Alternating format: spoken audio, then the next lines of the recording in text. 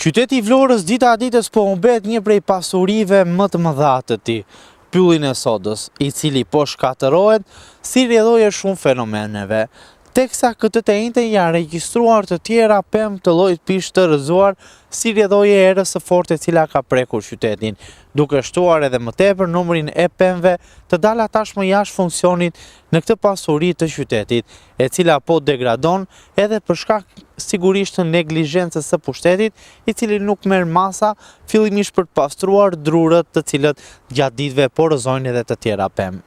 Shkatërimi çdo ditë i këtij të fundit nuk më njeh kufi. Pavarësisht zotimeve, situata vazhdon të rëndohet çdo ditë edhe më tepër. Shumë prej pemëve, nga rrëzimi si rrjedhojë erës së fortë bregdetare, rrëzojnë në vazhdimsi pemë të tjera, duke shkatëruar pyllin edhe më tej.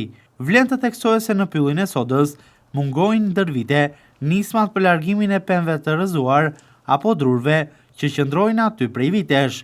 Pemë për tokë dhe qindra drurë të tharë kanë zaptuar një pjesë të territorit, duke mos lejuar më tej fidanët e rinj të mbijnë në mënyrë natyrale, duke shtuar numrin e pemëve të reja në mushkrinë e Vlorës. Gjithashtu, në Pyllin e Sodës, pavarësisht se është minimizuar ndjeshëm si fenomen, por ka ende raste të prerjes së pemëve. Nëse vëzhgon një pjesë të territorit të pyllit, shumë pemë dallohen qartë që janë prerë, teksa drurët e tyre janë marrë për ngroje apo për të shitur më pas për përfitime.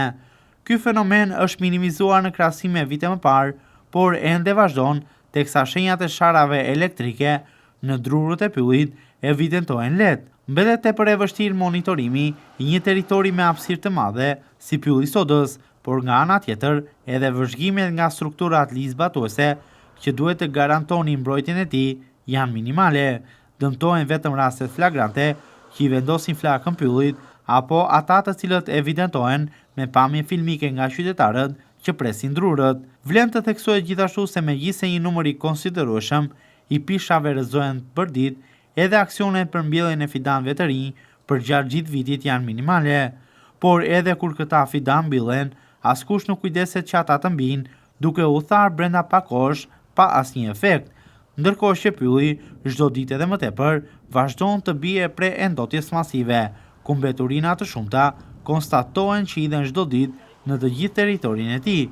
Ndër vite është kërkuar mbrojtja e pasurisë së qytetit, i cili fillimisht duhet të pastrohet nga pemët e llojit pish të rrëzuara dhe në vend të tyre të mbillen fidanë të rinj në mënyrë që mushkëria e Vlorës të vazhdojë të jetë e tillë ndër vite.